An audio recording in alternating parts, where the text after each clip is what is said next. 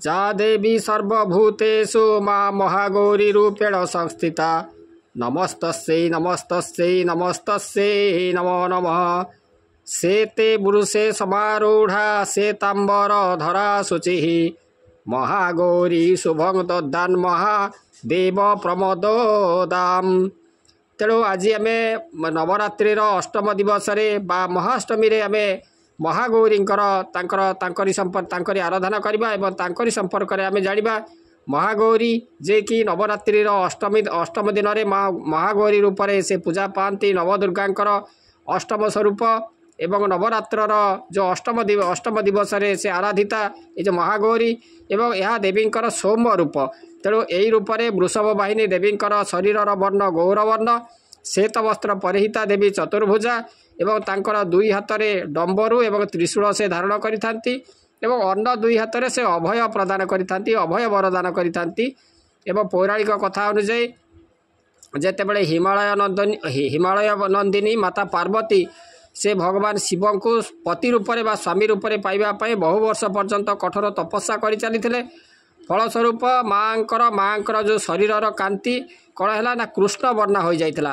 तथापि से तांकर तनु को भूली बा तांकर जो कृष्ण वर्ण बा शरीर जो कला काठ पड़ जाता ताकू से भूली से देवदेव महादेव समीप निजर मन से देई तांकर ध्यान रे बा तांकरी पूजारे से तल्लीन हो चली देवींकर एभली जो कठोर तपस्या संतुष्ट होई शेषरे शंकर देव बा देवदेव महादेव माँ को दर्शन देते एवं तांकरी जो कृष्ण वर्णा शरीर को से कौन करते ना पवित्र गंगा जल में धौत कराइले जहाँफल कि देवींकर जो कांति गौरवर्णा हो जाता एवं से समय ठारू माँकर नाम गौरी नाम से विख्यात होगा लगिले। तेणु यही जो दयामयी माँ देवता मानकर प्रार्थना प्रीत होई से हिमालय रे शाकंभरी रूप से प्रकटित होते जे प्रजा मान को जनसाधारण को से शस्य प्रदान करते शाकंभरी देवी भाव में जे सृष्टि को पालन उद्देश्य से तो आविर्भूत हुअंती माँ जुगे जुगे आविर्भूत हुअंती।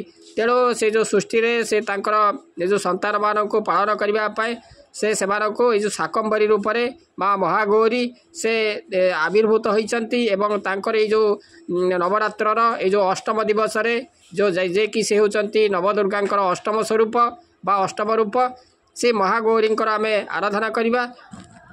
तेबे माँ दुर्गांकर ये जो महागौरी स्वरूप को अन्नपूर्णा ऐश्वर्य प्रदायिनी चैतन्यमय भी कहुए एवं मान्यता रही माँ को यही रूप में पूजा करने द्वारा शारीरिक क्षमता विकसित होता है एवं मानसिक शांति वृद्धि पाए एवं मनुष्य से सुस्थ रही है। तेणु ये जो महागौरी से माँ दुर्गांकर से होती अष्टम शक्ति शरीरर वर्ण गौर हेतु तांकरी नाम महागौरी। शंख तांकर जो शंख चंद्र एवं कुंद पुष्प सहित तांकर शरीरर वर्णर तुलना कराए।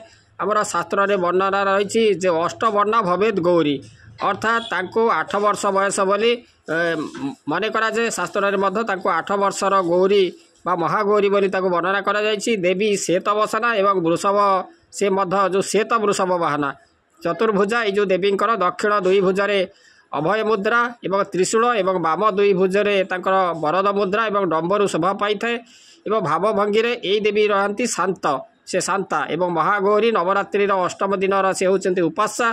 तांकरी जो शक्ति अमोघ एवं फलप्रद एवं तांकर उपासना भक्त एवं साधकंकर सकल कलुष नाश करे। भविष्य में भक्त एवं साधकंकर तांकर कौनसी पाप संताप दुख दैन रहे नहीं एवं से सर्वत भावे पवित्र एवं अक्षय पुण्यर अधिकारी से हुअंती। देवींकर कृपा फल अलौकिक सिद्धि लाभ होता है। सा देवी सर्वभूतेषु माँ महागौरी रूपेण संस्थिता नमस्तस्यै नमस्तस्यै नमस्तस्यै नमो नमः।